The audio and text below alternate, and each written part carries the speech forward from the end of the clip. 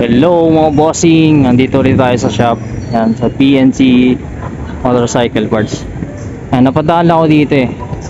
Tapos may nakita ako dito, ito, Honda Click 125. Yan yung makina. Hey lover boy, ito yung makina. So diba yung Honda Click, ano lang siya, 2 valves. Bong. Yan, ginagawa nilang 4 valves. Ngayon lang ako nakakita nung Honda Click na ginagawang 4 valves. Ngayon lang ako nakita sa personal. Ayan yung head. So sabi nila galing daw Indonesia yung mga pyesa. So dala-dala ng may-ari. Wala yung may-ari dito eh. Tatanungin sana natin kung magkano yung expenses niya rito. So ayan yung head niya. Yun o, 4 valves. Bali 59 to no bong? Oo. 59 kaso steel bore yung nakakabit. Yan, 4 valves head.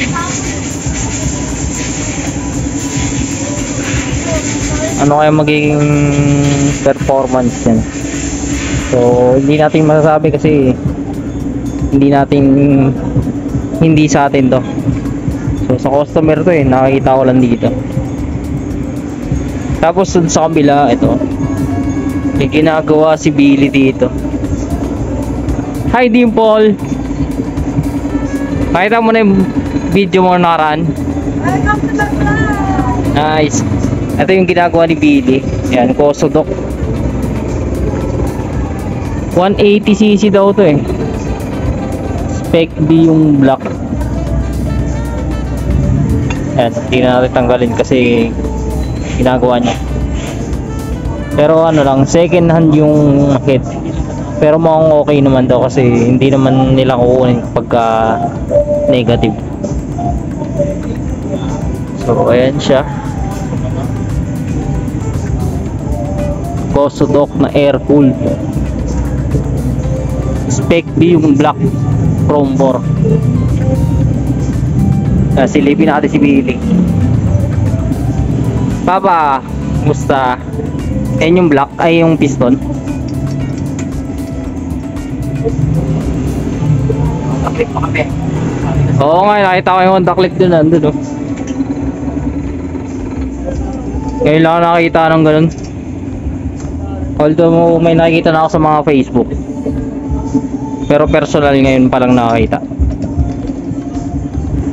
Ayun yung shell, ayun yung shell ng Kosodok. Lapitan natin. Pag natabi pala yung ano eh, dalawang. Uy, Kosodok din. Ayun, Kosodok din.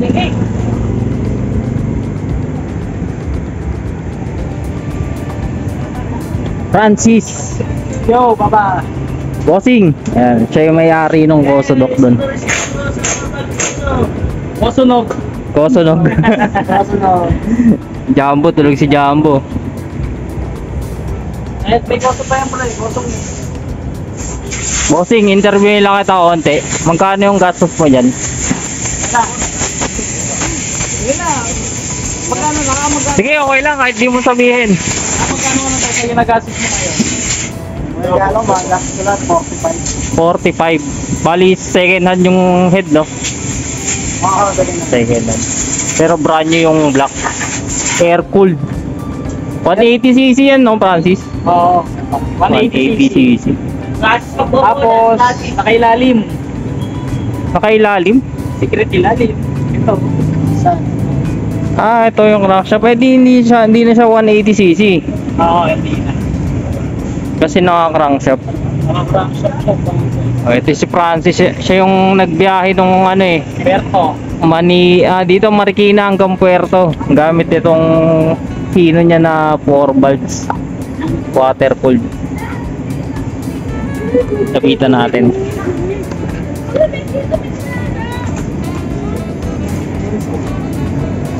Idol. Ito yun yung binahe niya. Yan yung mga nakikita nyo sa screen nyo. Yan. Mula Marikina hanggang Puerto Galera. Galera ba, Francis? Galera. Puerto Galera. Simula Mindoro, papuntang Puerto Galera. Simula rito, tapos Mindoro. Oo. Ay, simula rito, tapos Batangas, tapos Nagroro ka, di ba? Ito, bago rin yung buo nito, pero second hand din yung head niya. Big time yan si Francis, dalawa yung kusudok niyan. Talaan! Yung mga mekaniko dito, mga na 4 valves sila eh. Ayan, si Michael naka 4 valves. Si Papa Billy naka 4 valves. Si Francis naka 4 valves. Si Allen naka 4 valves. Ito yung inuupuan ko. Ito bago rin to. Bagong buo.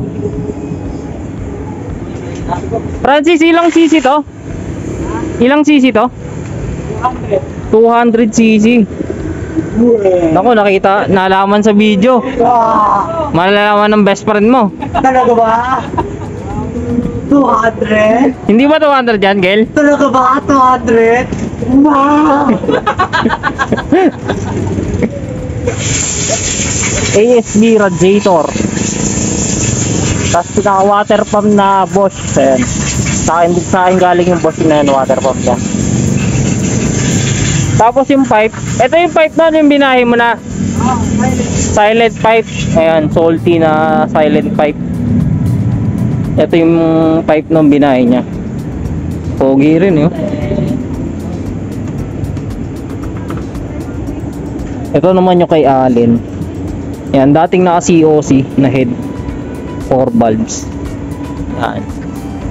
Ito yung galing kay Jasler. Ito yung kung galing sa kaibigan din namin. In-out niya. Alam ko may picture ako na itong head na to eh. So ayan, yung nakikita nyo sa screen nyo, ayan yung picture ko. Yan, kay Jasler yan. Ito si Bong, naka 4 valves din pala si Bong. Ito. Pino. Pero sok. Pero 4 valves pa rin. Ayan. Spec V. Naka...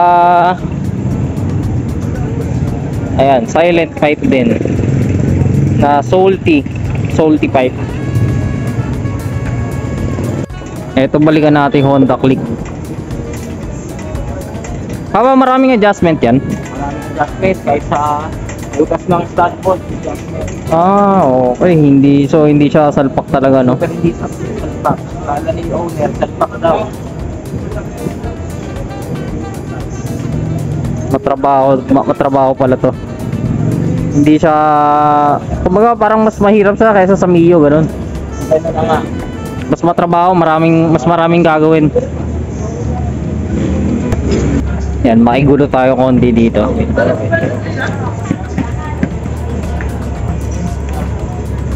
So ito yung head. Slide type.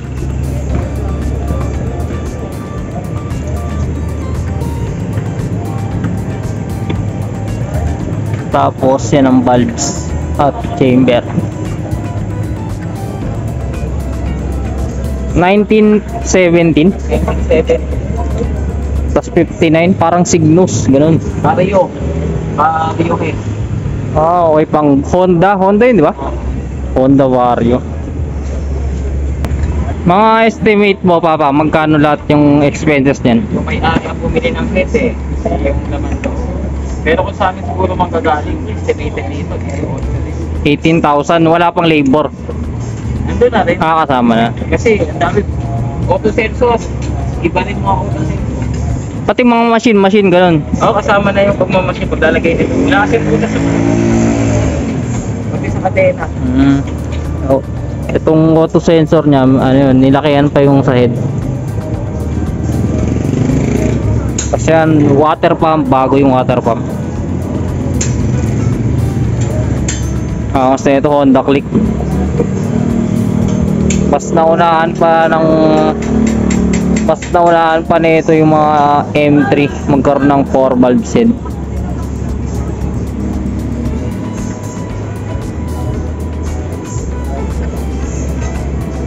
Pero sana ginawa na rin chrome bore may-ari, no?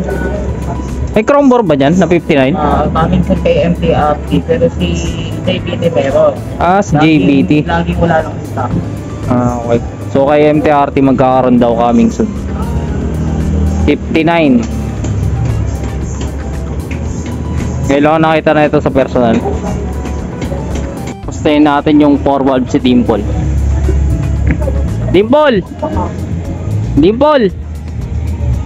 Dimple! Ikaw, kamusta yung 4 valves mo? Wala ko rito. Arte oh. Kamusta yung 4 valves mo? Ayun, tulog. Ano nangyari ba ta? Ano ba nangyari? Di na kasi ginamit nung after ng ano yan. After ng ano to? Ng show. Tapos diba, inayos yung fuel pump Oo. para sa FI. Ngayon, para masira ata yung gasolina.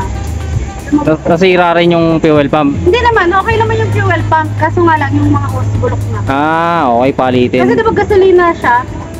Sa, Oo. siyempre, iba ang gasolina kapag pinatuyo mo.